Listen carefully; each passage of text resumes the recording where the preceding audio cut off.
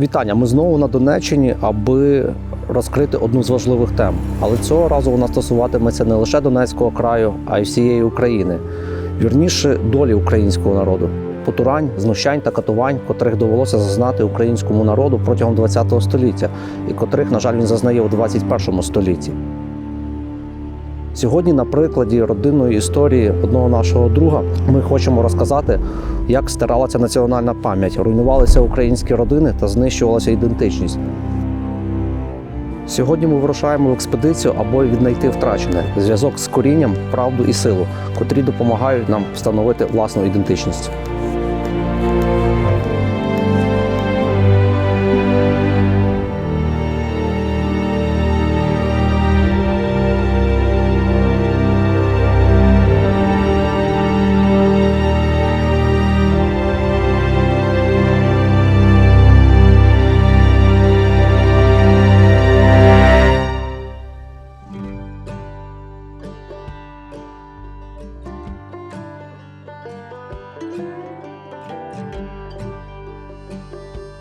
Твоє все дитинство – це чисто Донбас.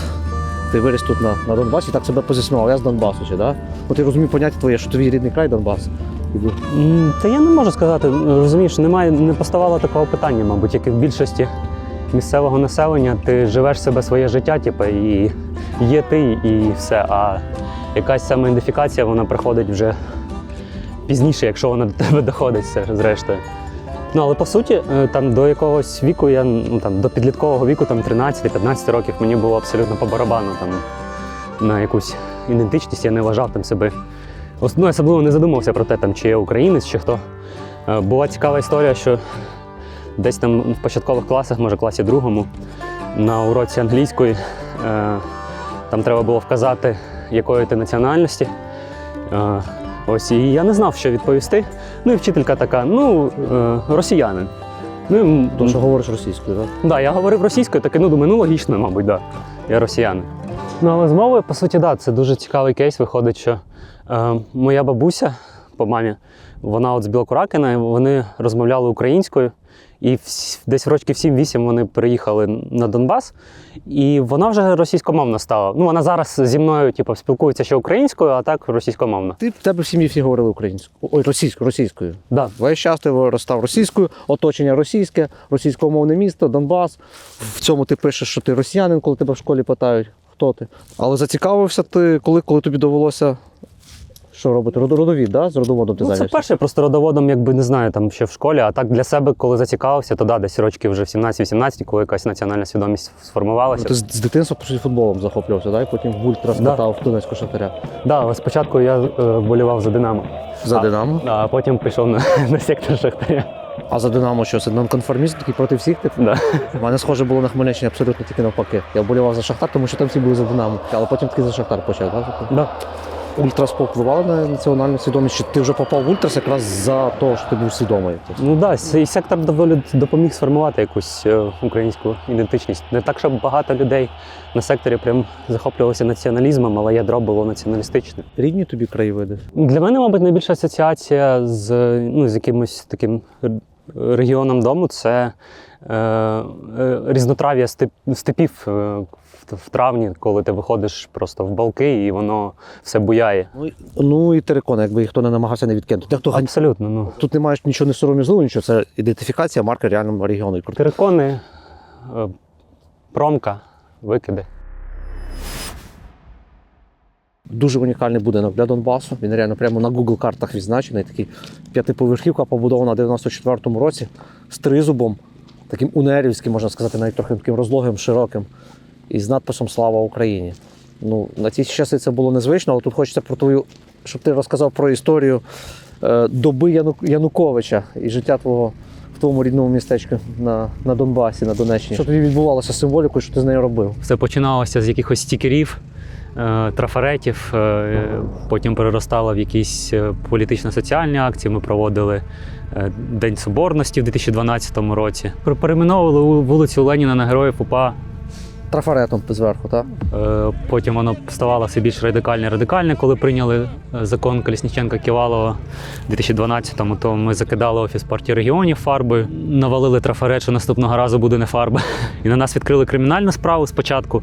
До речі, якась стаття тоді ще цікава була про хуліганство, здається, нову хотіли якусь притягнути. Щось про тероризм тоді закон новий прийняли. Кульмінаційна точка, коли вже почали і мусора, і СБУшники приходити додому, до батьків, по родичах. Сорі, я тебе приб'ю, це хвилинка. Абсурд для глядачів задуматися, особливо для іноземних глядачів. СБУ – Служба безпеки України.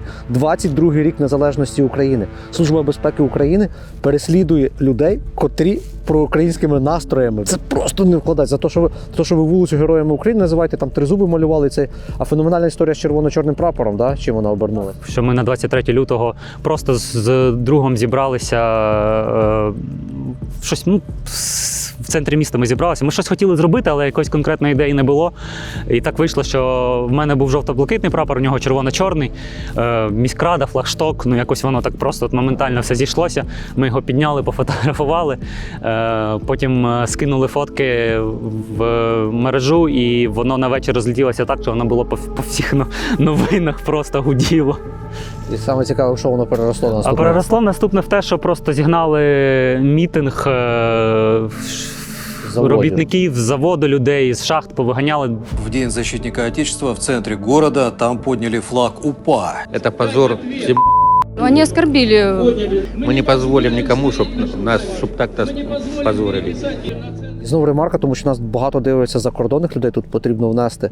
Це класична ситуація для цього східного регіону України, коли людей, це індустріальний район, і тут людей на всякі такі мітинги дуже часто примусово з заводів, з шахт. Прийшов керівник шахти і сказав, всі на автобуси, виходимо на мітинг. Або виганяють з роботи, да. На мене було декілька замахів. Мер міста заплатив по $1000, щоб мене хорошенько прибили.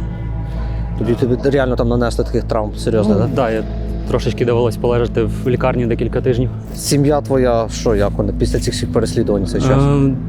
Довелося виїхати. Вони намагалися в 4 місцях в Україні зачепитися, але не вдалося. І потім мені вдалося їх перевезти за кордон.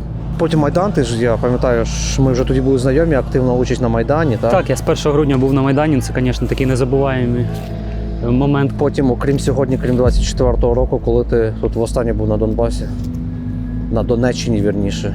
І я мобілізувався, 10 днів полігона і напівоточений Сєвєродонецьк. Всі бої за Сєвєродонецьк, так? Да. Ротація, і потім тебе на інші позиції, коли ваш підрозділ вивели. Це чисто символічно було, ти в буквальному сенсі воював, по суті, біля свого рідного міста. 18 кілометрів залишалося додому. І мене, по суті, поранило з видом на терикон, який я часто в дитинстві бачив, правда, з іншого боку.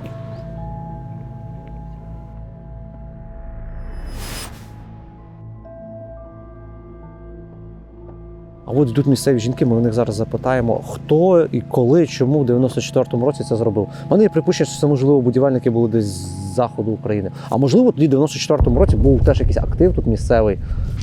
Добрий день. Добрий А день. можна вас питати, розказати, Питайте. хто це колись у вас такий будинок збудував в 94-му році? Шахта Рудинська у нас була здесь, от її терикони. Її вже немає. Ага. Оце вони. А що в той час так не, це не популярно було в той час, 90? А що це не популярно? Чи наоборот? Що це не популярно? Ви думаєте, як Донбас, так не популярно? Ну це рідкісний будинок. Ні, то... не знаю. Ми все время Україною придерживались. Это нас тут поплюжуть, що ми тут вообще какие-то. Ми любимо Україну. Не знаю. І строїли наші ось. Наші. А ми що робили Шахтери припущення, чи це хтось не з строїли. Львівщини десь строїв? Ні, це місцеві строїли. Ні, місцеві ось хлопці, які робили на шахті, там була строїтельна бригада. Ага. Так що ви зря наїжджаєте на Донецьк. Ні, ми не наїжджаємо, треба приїхали. Глядіть, тому що да. Не знаю, воно буде стояти. Нашу Родинську ніхто не троне, бо обіжають усе життя. Було 2 шахти, і ви бачите, який у нас город. Ніхто не влажувався. Все в Покровськ, усе Покровськ. Бідненько так все виглядає. Конечно, да. Потому зараз- що не влажували деньги. А 2 шахти, 2 було. Представляете, Київ кормили, Покровськ кормили, і Львівщину, і Чернігівщину, і всіх, блядь, на світі. Нахуй. Господи, прости, що скажу. Доволі нагадую, як в дитинстві ходили. У нас плюс-мінус такі самі були прогулянки.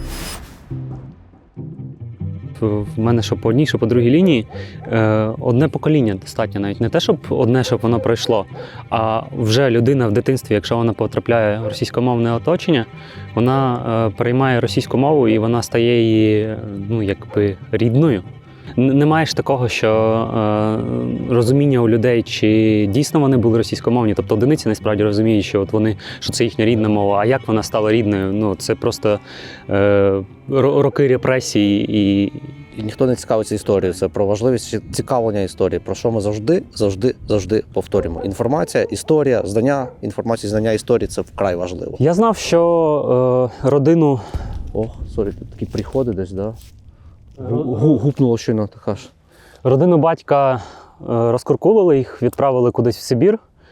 Ось. І в принципі на цьому все. Там в мене була назва села, з якого вони походили, але назва доволі популярна. В Україні таких сіл з такою назвою доволі багато було. Яка назва? Новогеоргівка. А де це село ти знайшов? Я знаю, що село в Одеській області, а де саме точно не знаю. Але нещодавно, десь декілька років тому, мені підкинуло архівну справу, номер архівної справи. Ось, і, можливо, нам вдасться щось знайти. Ми, як же геошка, котра постійно досліджує історичні такі матеріали, співпрацюємо з різними фондами. І можна дуже-дуже багато цікавого що знайти. Того я тут думаю, ми зараз постараємося щось тобі відшукати.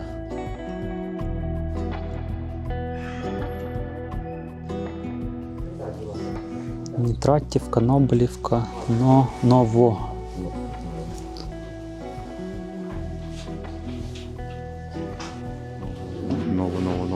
Тут дивися, Новогеоргіївка. Ось вона.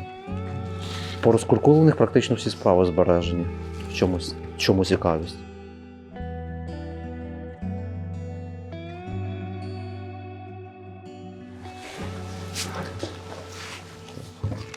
Тут справа Глазун Григорій Дмитрович. Собственно, землі 6,70 10, рендовано 10, 2 лошаді, 1 корова до 5 штук, свиней, овець до 5 штук. Осужден на 10 лет. А, слухай, тут ще саме головне. Тоді це другий раз розкуркулювався. Бачу, перед цим в 20-х роках перший раз це майно забрали, а 30-й рік це вже залишки його майна. От що собі це 2 рази, перший раз якимось дивом не посадили. Але чого тут рік не вказаний? Чи воно замито 24 чи 26? Чи 28? Щось таке. А 30-й рік це друге розкуркулення. Склад сім'ї. Сергій, Ніколай, Георгій, Владимир. Це 4 дітей в нього. Жила Єфросинія Ігнатівна. І як прізвище? Крушенівська. Крушень. Ага. Ну, тобто вже варіанти можна шукати або одразу, якщо там немає Глазунів, то Крушенівську шукати. Ну, чувак, це супер, вся справа є готова. Тепер діло лише за тим, що наш шлях лежить на Одещину. А це ще північна Одещина, це я люблю цей край, це край солом'яних хат.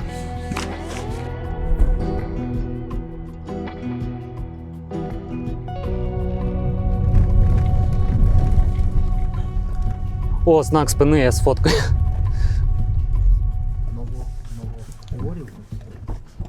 Батько відправлю.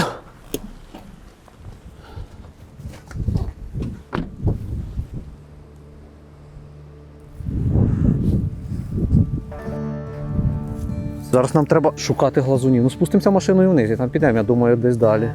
І зараз питати, а почати з чого, думаєш, з людей сразу чи з цвинтара?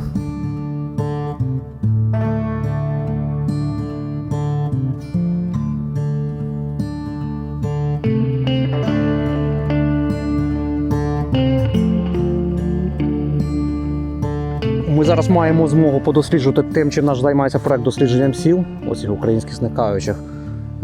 А ще зараз ми це поєднаємо з дослідженням твого роду, по суті, який в один момент здавалося би зник. Рід Глазуна, тому що ти перетворився на Глазунова. Дай ми зараз розберемося, як це з Глазуна, як ти з Глазуна став Глазуновим.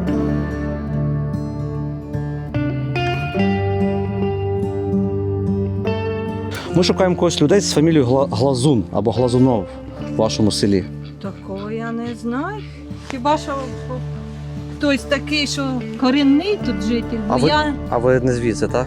Да. А в цих хатах ніхто не живе, ці, що під стріхою, чи вони пусті ці хати, чи там хтось живе ще? Ні. не живуть люди, так? Ні, оцих під камишом, то ні. Так. Ні, там вже нема нікого. Тут пусті, ось хати пусті. Все пусто, так? Село вимирає? А може є в селі люди, які з фамілією Глазун? Є хтось лишився такий? Цього не чула такої, я робила сама і то складом. А ви де зараз живете? Я в Києві зараз живу. О. Це ми з Києва приїхали, шукаємо коріння його. Геть не буду нічого казати. А це ви кажете зараз? Вже сказала. Я боюся. Я знаю, хто ви і що це ви мене вбити хочете. Не бійтесь, ми не бандити і не аферісти. Та я відки знаю, що у вас на лобі написано. То ми пішли там, походили на могили, подивилися, бачимо, глазунів ніяких не видно. Не знайшли такого прізвища на пам'ятниках. Були колись, я ще була як менша та... А ваше село Майнове колись називалося? Да, майнове. А зараз нове. Це колись давним-давно ще було. Давним-давно. А дід бабці купив капці. Та були короткі в пальцях.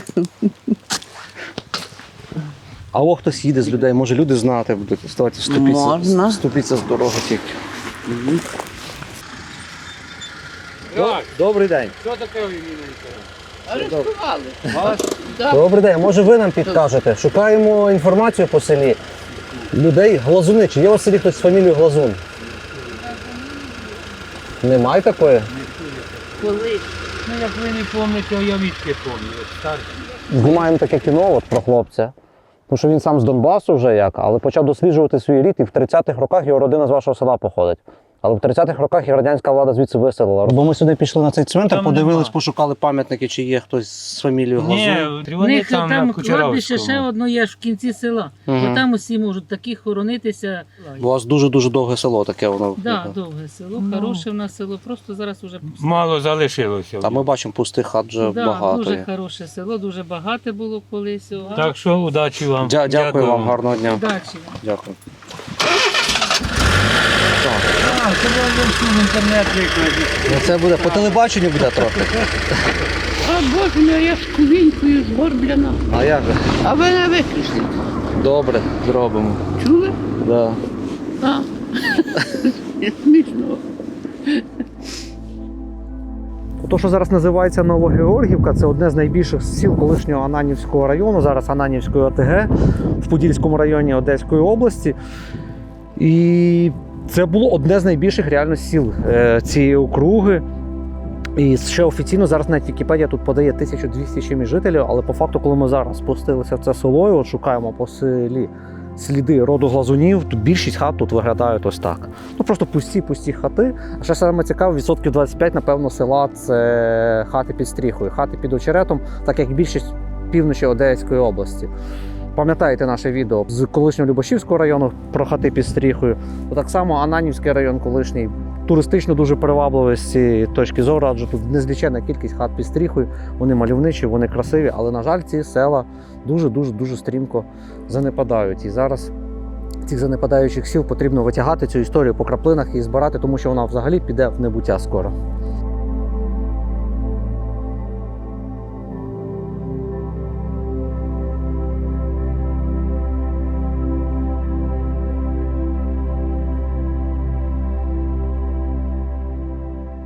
Добрий день. Ой. Добрий день. Хату вашу гарну. Хату дуже вашу гарну. Дуже гарна хата у вас. Так, а ну ви страшнелі, нічого не знімайте, бо сраку даю. А чого ви так? А що це за телевідення? А ми Ми журналісти. вас не приглашали. Ми з Києва. Ні, ми Добрий ще день. знімаємо з дозволу вашого запитаємо. Можна? Ми взагалом, дивіться, бо це є от ветеран війни Дмитро. Він досліджує свій родовід. І виявило, що його рід з вашого села. Колись були розколи. Глазун. Батько, Глазуни не чула фамілію. Я не маю коли. У мене брат після війни контузивний та приїхав до Зананіва, їздив в воєнкомат, йому ні копійки не платять. Та я така розстроєна, їсти нема що, вже золото продала своє. Сергій, думаю, вже моє колечко продати, бо немає їм що їсти. Може це ви не з цим візитом, але я просто, мені дуже тяжко, що він зараз приїхав мотоциклом. 3 дні їздив в воєнкомат, замерз. Каже, Віра, я ляжу трошки віддихну, ще й світу нема. Ага. І мене тьолочка, мені треба їхати молоти, а світ як появиться 5 часов, вона вже не буде молоти. І в мене така проблема, і так, і кормити нема чим. І зерно поки отримала, і ті мішки потягала, Ну, коротше, село є село. Знаєте, Життя в селі тяжке. туди. дуже важке. Я кажу, як ці люди, я в Одесі проробила 35 років, прожила за Одесою 5 років. Ну, хочу сказати, що знаєте як, я такого труда тяжелого не бачила.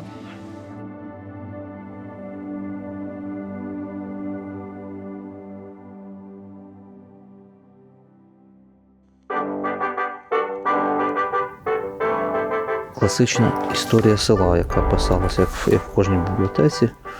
Ось і все прославляння соціалістичної 907 рік, 95-й, революції перших спроб. І от 30-ті роки згадані такими бравадами про те, як тут засновані колгоспи, імена цих колгоспів, перші голови колгоспу, як селяни щасливо йшли до цих колгоспів, як вони віддавали своє майно, як вони зголошувалися працювати на благо радянської влади. Ну от старожителі нам казали, що поставили, і цей хазяїн должен, бо він не хотів іти в колгосп. І вони на щиту враг народу написали, і ти должен виносити рано, а вечором заносити його до хати, щоб не вкрав, бо лише украдуть, та ще й за те, що його, в общем, будуть наказувати, що він не хотів іти. Тобто цей сам, хто ворог народу, він ще мусив охороняти цей свій знак? Так, оцей щит. Тут дуже красноречиво те, що є. От 30-й рік колективізація, потім 32-й, 33-й, 37-й.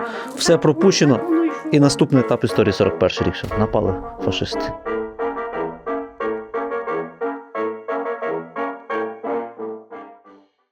Нас направили до вас, бо говорять, що ви щось пам'ятаєте за розкуркулення, за людей, яких в вашому селі розкуркулювали. Можете щось розказати? Не знаю я нічого такого. Зовсім нічого. А глазунів пам'ятаєте колись? Чули щось за глазунів? Чула, ну теж не.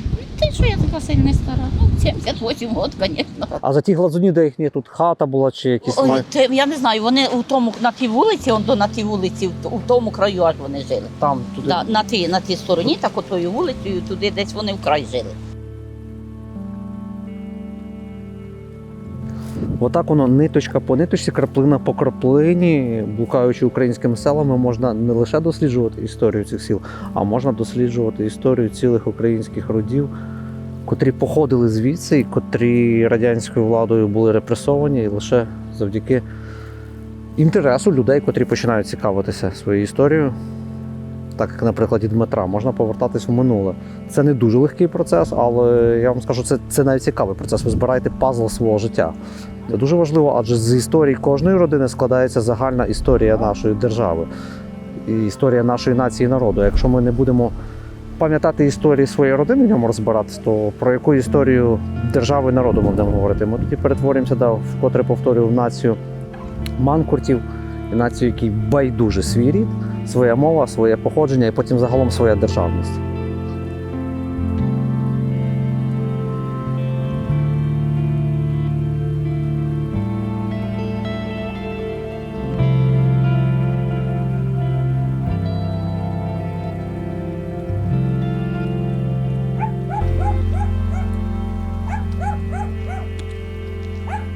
А підкажіть, будь ласка, шукаємо людей з фамілією Глазун. Глазун в селі у вас може десь? Глазун я не знаю такої.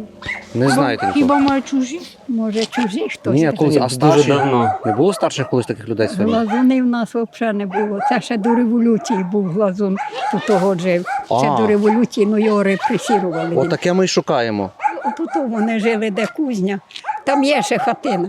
Їхня хатина ще лишилась? Да. Там хатина є ще, ото вони жили. А що ви чули за них, що їх репресірували? Як? Ну тоді репресірували середняки, хто лучше жив, та й все. Та й вони хазяї були, хазяї такі настоящі. А то що тоді після революції Сталін? Він яких хазяїв чи грамотних він усіх удаляв. Лишали яких таких ледачих і гарлапанів, отаких, що уничтожали людей і все. А це ви від мами ще свої чули десь, напевно, від батьків? Ну, так? звісно, від них. Але така історія лишилась, що були ті. Та все время тія хата Глазунова. Так ще й кажуть старші люди. Да, так? воно все є. Виноград був Глазунів. Да, виноград туди вони держали. Землі Глазунів держали. виноград. Це недалеко, чи це біля магазину? Ось тут зараз на роздорожі. Там, де так. магазин, так? Ні, ось. А ви йдете туди? Да, ми А то, йдемо. може, ми з вами пройдемося, покажете. йдемо. Так, трохи. А нікого не залишилося з таким прізвищем. Та більше нема таких. Може, колись після революції, може хто де. Я вже при мені, я не знаю. Старі люди ще повно там лежать. А ви хтось родичі? Я, виходить, праправнук Глазуна.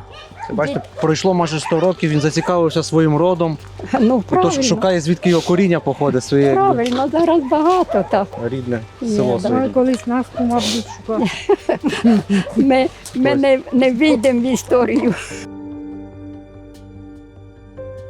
Я 43-го року, то я родилася, голодовка була, тоді зробили голодовку таку в 47-му, що хай Господь милує. Ми малі були, ходили колоски збирати, а об'єщик батогом нас із верха молотив. Ой, Боже. То ви ще пам'ятаєте добре. Та, я ж пройшла цю школу. Я пройшла. І вмирали тоді люди з голоду? так? Умирали, Боже, так умирали, що страх Господній. А такі слабі, а на роботу все одно ж гонили. А через дорогу теж сусід жив. І малі ми були, а ми граємося, а їхня мама померла, а ми скачемо по ній. Граємося, а вони прийшли з роботи, взяли на радно і потягнули на цвинтар, там запорпали, хай Господь милує. Без домовини. Так яке там не було нічим палити, хай Господь милує. Моя бабка ось померла, вона не знала, що таке пенсія. Робила вже, ногами геть не могла ходити, але все одно хліб пекла в колхоз. У городі то там платили якусь пенсію, а в селі не платили. Нічого. У 75-му году я носила пошту, то стали давати пенсію. Значить, зразу давали 12 рублів. Каждый отдает все силы общему делу. Добрий день. Які ми поточні з бабою. Хто це такий? Добрий день. Знімаю. Ми журналісти. Добрий день. Ми йдемо за цією ж пенсією. Пенсію, стидно за твою пенсію, по 20 гривень дають. Ні, не 20-50. Да. Ладно, то позволиш, не потім під'їду. Кореспонденти, так?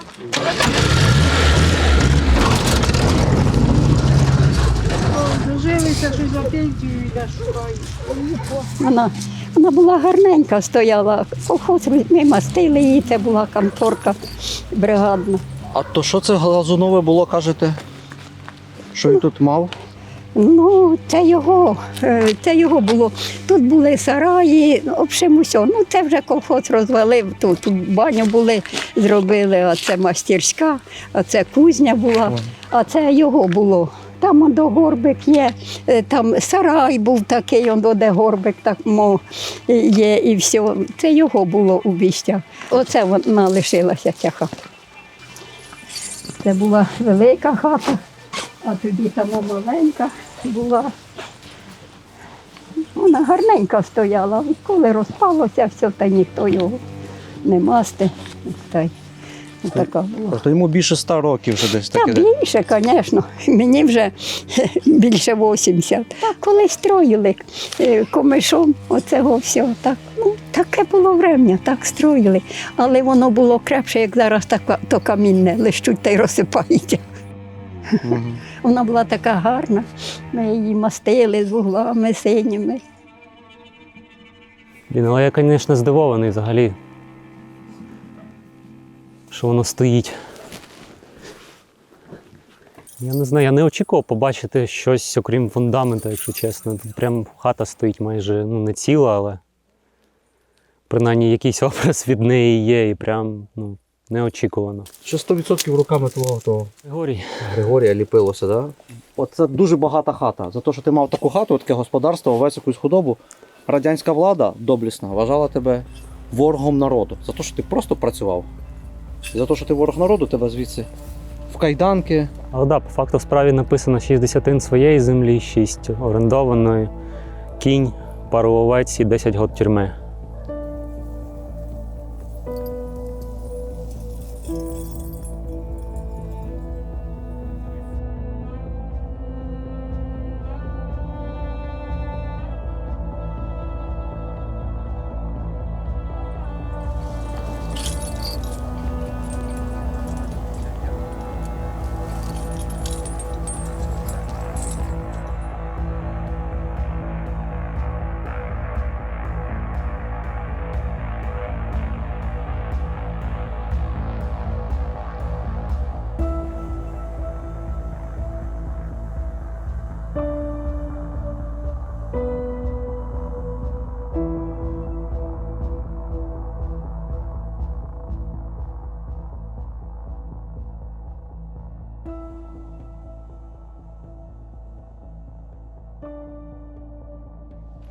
Ой.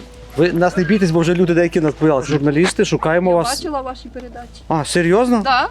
Ви нас прямо бачили по телевізору. Я вам бачила. Приїхали спеціально в ваше ж село, шукаємо людей з фамілією Глазун, когось з таким прізвищем. Я 66-го року, але не пам'ятаю, що така фамілія в нас у селі. А може є старші десь дуже люди, можете когось порекомендувати? Такі от кому під 90 років десь, хто може поговорити з нами. Прапрадід був Глазун, а дружина в нього Крушенівська. О, Крушенівська, це в нас фамілія була. Тих Крушенівських дочка живе ось сюди, повернете. І отак прямо будете їхати, тако під гору. Як вона? Як на весь... Кухаренко Ніна, Кухаренко Ніна. це Ага. вона по чоловічому, а по так Крушенівська. дівочому Крушенівська. Крушенівська Да. була, так? Да. От її спитайте, вона повинна знати за Крушенівських. Так що під'їдьте до Нінки, Нінка повинна знати за Крушенівських, вона за Може, всіх за яких знає. прадідів знає.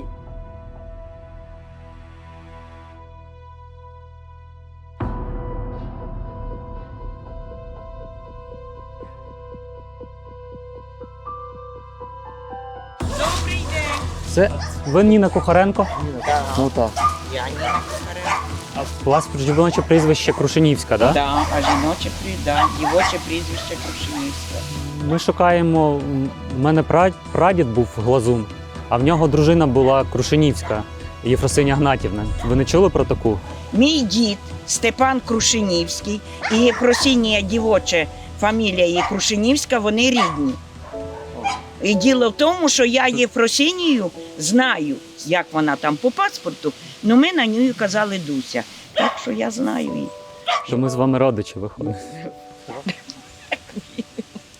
А то ще є хтось з родичів виходить тут? Ну, у мене є рідний брат в Ананіві, Олексій Крушенівський. Так що це ми, що взагалі бачимо. А може можете хтось, ви чи ваш брат Олексій, показати, де були Глазунові хутори? Ну, скоріше всього, Олексія попросіть, я йому позвоню, ви попросіть, і він вас туди завезе. Альоша дуже багато знає того, що він більше з батьком общався, він більше із старожил, ну там у нас були дядьки двоюрідні, він з ними общався.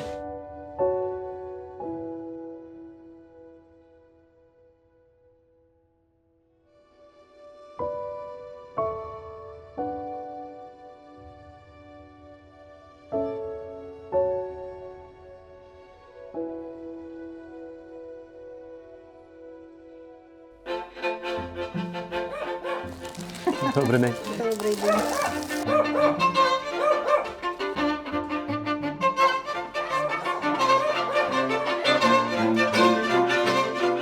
Що виявляється, ви, як нам вже в селі сказали, родич, так? Да? Найближчий, який лишився до роду Глазунів тих. Да, один із останніх. Один з останніх взагалі. Магікан. Бо в селі ж мало хто знає про Глазунів. Ми пів села так обходили, ото одну єдину людину знайшли, яка згадала Глазунів. Що у вас по часу? Ви ще щось вдома маєте робити чи поїдемо? Я тут буквально 3 дні назад пішов до свого дядька, йому 93 роки. То він більше пам'ятає про Глазунів, але 5 років назад він багато про них тако міг спілкуватися, а зараз він не може. Ну, пам'ять знаєте вже. А він теж якби родич Крушенівських. Ну, дядько мій. А це основний заїзд. Сюди всі заїжджають в село, більшість людей, так? Зараз, так. Да. Ну, як дощ, то вони там мощена дорога. А зараз тихесенько, там от хатинка ззаді. Тут жив Куркуль Денис. Ну, хазяїн, оце його хата. А нам люди деякі вже сказали, що тут була Глазуна хата. А Денис, тут Денис.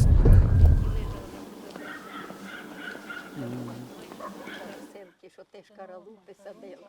А я б ніколи не повірив би, що так. Віра, вони кажуть, що ви сказали, що в колгоспі тут хата Глазунів. Це ж Денис тут жив. В нього ж була хата, де Проданову дали його хату, і Продан жив, а потім построїв собі хату, а її розвалив. Ото Глазунова хата. Ні.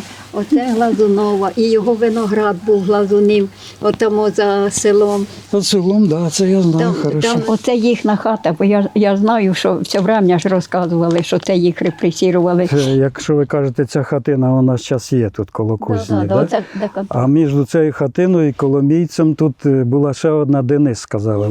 Тут була. Тут була, я знаю. Потім склад був колгоспний. Да, там. був склад. Це таке Глазунова хата. І це виноград їхній був. То його потім порубали, той виноград? З временем був виноград довго, а потім перегорали все та й почали усе забирати. Каже баба, я лиш у спідничці лишилася і все. А там один каже, вони такі, каже, були п'яниці, каже, такі ледатюги, а влізли, уже ця революція, влізли в цю партію чи що. І той каже, пішов та й бере спідницю, та й каже, оце для моєї Каті буде спідниця. А баба каже, я лиш в одній, і то в мене вже лише одна лишилася, він ще й ту забере. Каже, та ти хочеш, каже, ще й цю останню спідницю забрати, та й вдарила платком його. А та й що? Та й за бабу Катерину, та й на Сибір. Та й так везли 3 місяці на Сибір везли. Ну, приїхала почта. Нажилися, хай Бог милує, і тепер хочуть зробити. Бачите, як інтересно. Ця жіночка, вона набагато старша мене. Та. Вона ж пам'ятає, вона тут жила. Це у нас почтового відділення немає, це приїжджає. І на таке велике село теж нема пошти. А як воно? Я ж кажу, десь 400 чоловік чи що. Це Тут лишилось 400 чоловік? Да, ну, може 80 чи 50. Лише по спискам виборців. А до того не знаєте, там в 30-ті роки скільки жило? 30-ті ні. В 78-му там є в книжці «Історія сіл», там пишуть там щось 2000 з чим-то. Якщо читати історію Ананєва і Ананівщини 1917-1920 років, то тут влада була настільки мінливою, можна сказати, ще мінливішою, ніж погода у листопаді.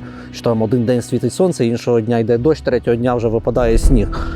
Але Ананівський повіт в історії українських національно-визвольних змагань відіграв неабияку роль. Свого часу в армії Української Народної Республіки була ціла сотня, котра складалася саме з вихідців з містечка Ананів та довколишніх околиць. Навесні 1920 року Ананів став відомий на всю Україну і на колишню Російську імперію через те, що тут вибухнуло відоме Ананівське повстання, коли владу тут перехопили прихильники директорії, прихильники Української Народної Республіки. У нас немає достеменних доказів, що потім у 20-30-ті роки масові розкуркулення і масові репресії відбувалися саме через це, через настрої місцевого населення, котре було заможним. Адже цілком загальновідомий історичний факт, те, що прихильниками української державності та української незалежності були саме заможні верстви селянства. І будь-який повстанський рух і утворення української цієї самостійної держави в першу чергу якраз опиралося на заможне самостійне селянство. В 20-30-ті роки такі регіони України, як Холодний Яр, такі регіони України, як довкола містечка Медвин, і такі регіони, як довкола містечка Ананів, саме де виникали повстання проти більшовиків. Потім в 20-30-ті роки ці регіони зазнавали найбільших репресій, найбільшого розкуркулення. Адже радянська влада всіма силами намагалася стерти цю історію і вибити з селян так званий кулацький дух, вибити цю з них самостійність і вміння господарювати на своїй землі. Наразі ми не маємо документальних підтверджень, те, що рід Глазуна мав причетність до цього Ананівського повстання чи до військ Української Народної Республіки, але ми можемо це припускати, адже він був яскравим представником заможного та успішного селянина, котрий вмів працювати на своїй землі.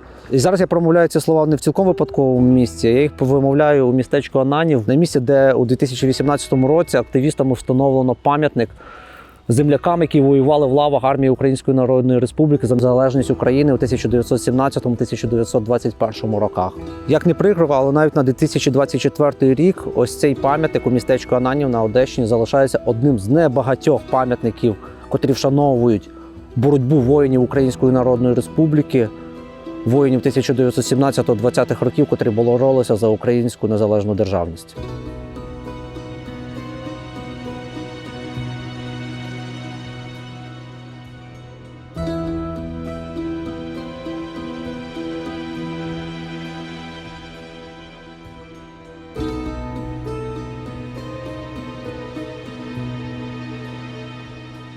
Оце була прямо садиба, а от сама хата, де родилася ця прабаба 2 рази прабабка Палашка, вона була за тим. Я пам'ятаю купу глини, з якої то все було там, ну, розсунулося. А в цій хаті вже я жив. Ну, продали таким людям, які не доглянули її. То там нічого, один куток лишився зовсім, так? Ну так. Да. Зовсім. Мені навіть якось і боляче це ходити. Тут же ж, це ж все стоптане моїми. Батько мій тут босими ноженятами бігав. А це хата батьками вашими будована чи ще старіша? А це будована, дід Ігнат у той старий жив, а це він синові своєму будував, Степану, цього, що репресували його. А, то це в 20-ті роки десь будовано? Да, почти. А це вже при мені. Його, Отак вони задали початок руйнування села, тому що вбили справжніх господарів, да. а потім винятка, що ваша Україна призвела до занепаду. Маховик, що занепаду запустили, вони ще тоді. Вони ще тоді, так. Да. Так тут ну, десь почти гектар було площаді. У цю сторону батько мені казав, кузня була. За цією хатою були конюшня, там було 3 пари волів, 2 пари коней, потім амбари для зерна, а в самий низ був млин. А потім цей вже для мене прадід Ігнат Крушенівський, він заказав собі в Германії паровий привод, локомобіль такий, як говориться, паровик. В ньому пали соломою, дровами, неважно чим, він пар дає і дає ці привід на мельницю. Цей ваш прадід Глазуну, він ким був? Він сват, так. Да. Це сват вони був. То у вас виходить по 2 лініях розкуркулення взагалі? Так, да, да. Отут в 30-му році прийшли і сказали, всі записуємося в колгосп. Добровільно. Не хочуть. Потім приходить розпорядження відібрати 200 із таких родин, 200 молодих чоловіків, заложників, і забирають. Колгосп не хочете, значить ви і не нужні на це. І мій цей дід Степан, молодий вже син цього Ігната Крушенівського, він одягає кожух, одягає шапку хорошу, ну все, що в нього таке було. І це його була помилка. Люди оділися, і були і бідні такі, в простеньку одежу. А його охранники, НКВДісти там роздягли, і він був в спотнім білі, февраль місяць, і він простудився. Я розказую так, як воно було. Роздягли, бо забрали хороший одяг собі, так? Так, хороший одяг забрали собі, він там, сюди привезли його вже, менінгіт мозгу, вже його спасти, це 30-й рік, ніхто його не міг. І ніхто й не спасав, звісно.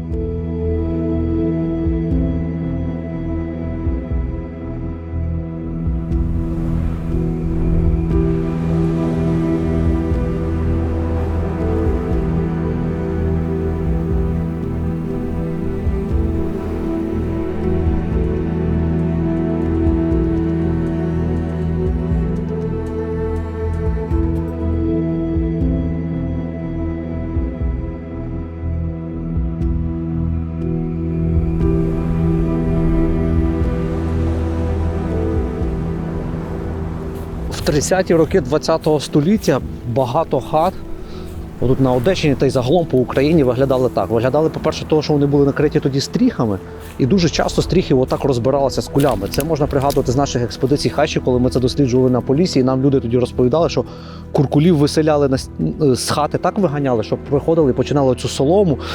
На Поліссі це була житня солома, знімати просто з хати, ламати ці бовдурі. І ще так була побудована радянська система хитро. Вона, звичайно, що перше було оці протрозверстки, розкуркулені і всі колективізації, в них була суть витиснути максимально зерна з людей, з селян українських. Адже відомо, Україна – це завжди житниця Європи, і в той час Радянський Союз, заробляючи на цих облігаціях, вивозячи танкерами зерно через Чорне море до Європи, продаючи це зерно, коли тут люди пухли від голоду, вони намагалися селян максимально витягнути зерно. Тому самі такі найжорсткіші репресії відбувалися вже після збору урожаю. Остаточний збір урожаю закінчився восени, і саме десь отак, жовтень, листопад місяць, ось в таку мерзенну погоду, як сьогодні, коли випадав сніжок, коли це слякоть, людей починали виганяти з своїх хат. Це можна бачити в документальних хроніках, це можна бачити на багатьох документальних фотографіях. От лише уявіть, от дійсно така погода, вас виганяють з хати, в чому ви є. На сучасному одязі в таку погоду на вулиці перебувати дуже, в тебе взуття промокло, все. А в той час люди могли і бути босі. От їх виганяли на валки і кудись до Сибіру.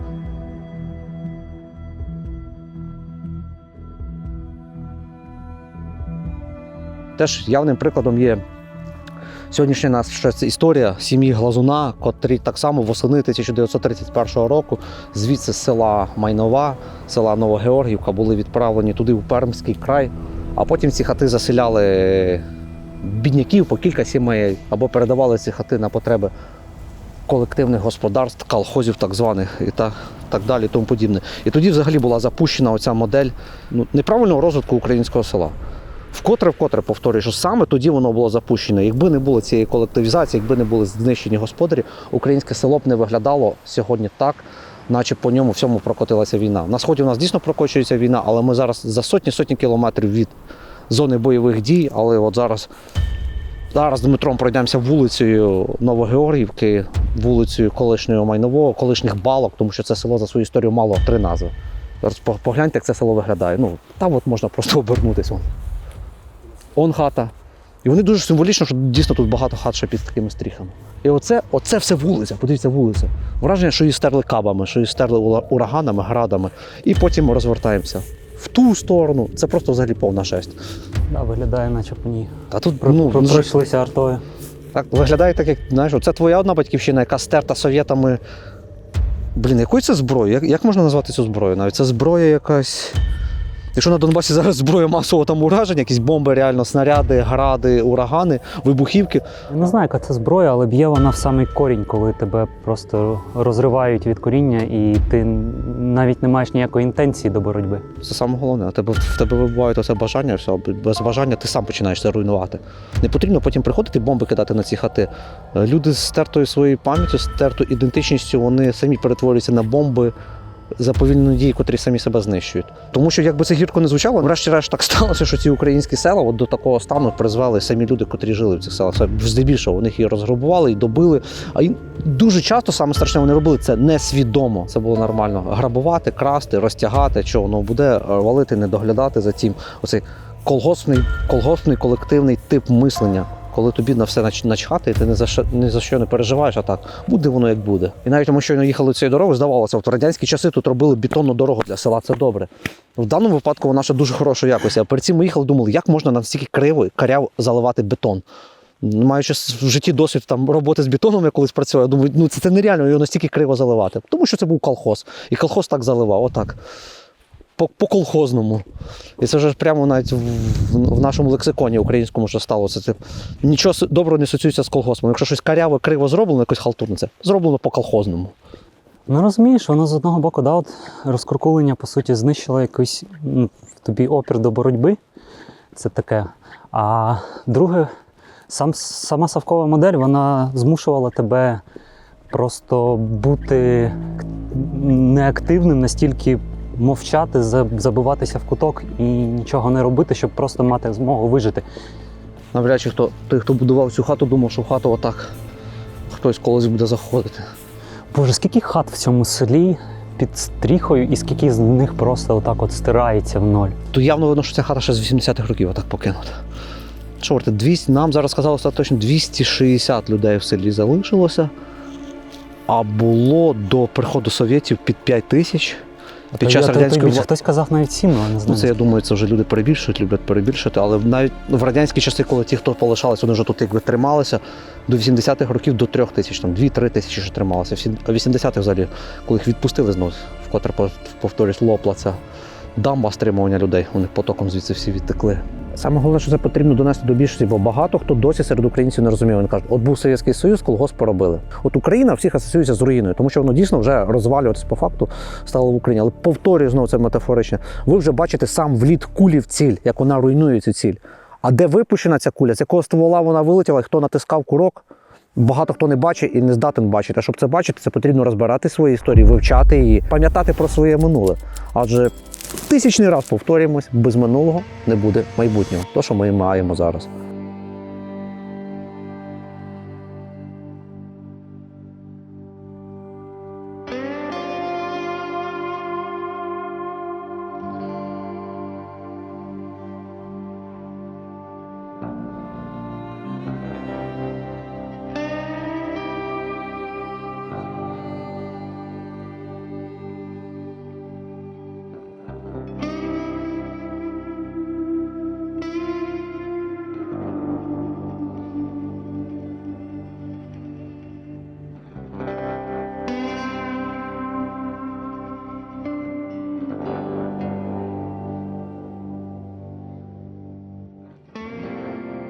Оце якраз от видніється земля,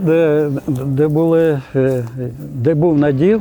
Я пам'ятаю, що все время це от говорили, що між цією горою і от тими деревами яр оцей, його називали Глазунів яр. І на цій лівому пагорбі тут були виноградники. Ну я на цій площині застав лише одну хату.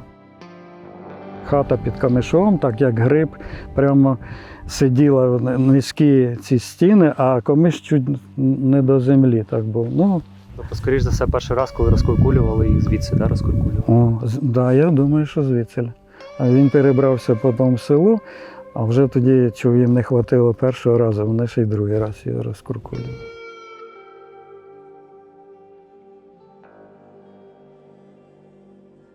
І цей весь пагорб це були виноградники, да? Так у вас тут і лишилися, що кажуть, глазунові виноградники, да? Да. А оце, от бачите, тут обгорено, а оце це його садиба була тут.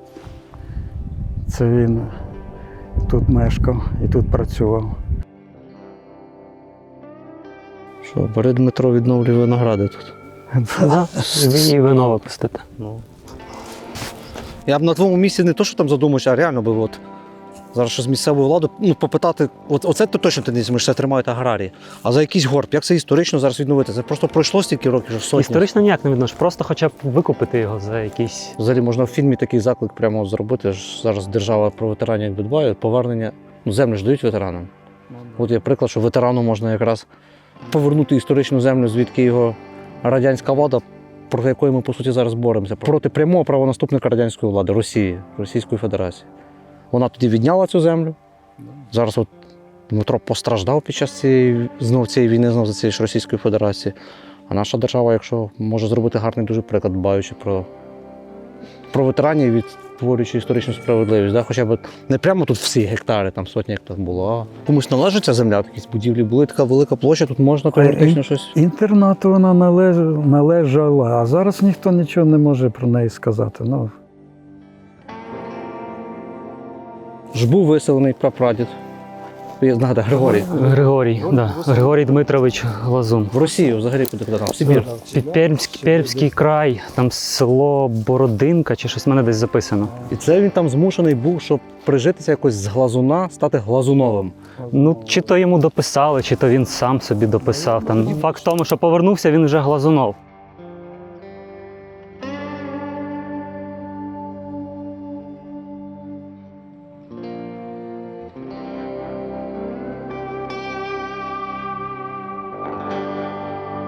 А от багато хто жаліє, каже, та було хорошо, було хорошо. А особливо, що як скажуть за Сталіна, що от треба його, та він би порядок навів. Я знаю таких сотні прикладів, коли люди восхваляють радянську добу, того Сталіна, ну вони ж елементарно ніколи не досліджували архівів, не їздили в архів, нічим не цікавились, і вони не знають, що їхня сім'я теж постраждала від Сталіна.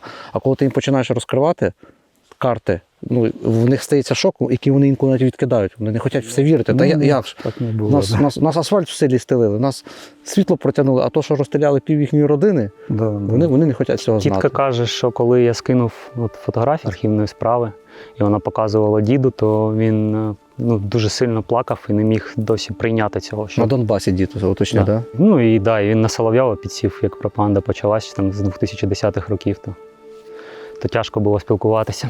Найстрашніше в цій історії, що коли роблять якусь репресію, достатньо одного покоління, як виходить з історії, щоб стерти повністю твій якийсь зв'язок з національністю, стерти зв'язок з мовою, стерти зв'язок з твоїм історичним родом. Ну і він просто вже не знав, що так було. Не знаю, можливо, це буде звучати трошки по-реваншистськи, та в мене є бажання повернути родину Глазунів, нащадків Глазунів на хутір Глазунів, з якого через російську агресію розкидало по всьому світу, і зробити тут місцину, де б вони могли з'єднатися, хоча б трошки символічно поставити на цьому крапку і зробити якийсь такий переможний символ повернення.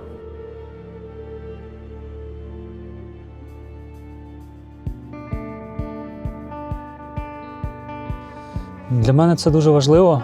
Я хочу повернути назад своє прізвище на Глазун. Це вже справа принципу. Я вже поміняв його в соцмережах, але, на жаль, в житті це трошки складніше, ніж просто в соцмережах змінити пару символів. З документами це не так просто, але я по-любому це зроблю, бо це справа честі і історичної справедливості.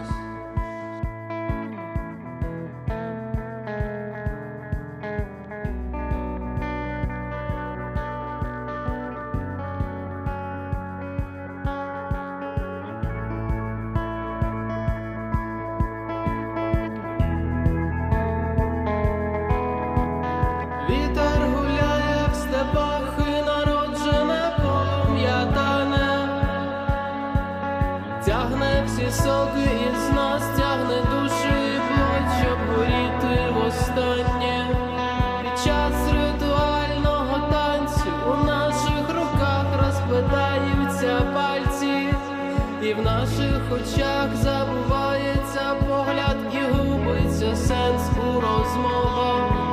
Я буду співати, співати пісні до останнього дня на землі, до останнього подуху нашої мови, до останнього сенсу в нашім письмі. Цей світ, де моє існування, це сумісне продовження болю. Я народжую знову і припиняю продовження роду.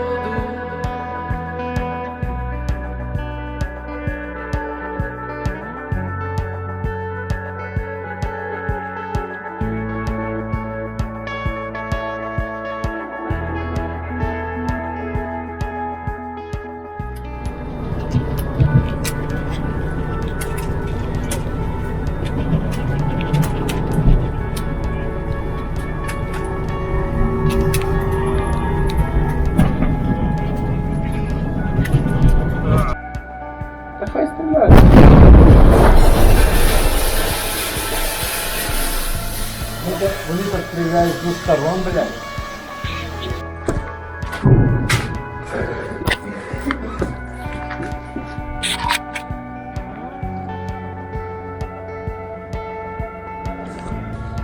Це котики. Проти котиків, ну, ти ж нічого не зробиш. Це вже, дивіться, якийсь спільний бекграунд. І що у нас є? У нас є іконка Цоя. Наскільки спільним є Цой до української культури, питання спірне, але принаймні протестний дух живе в донбасянському чоловіку. Уже, блядь, про жизнь думаешь, по-моему.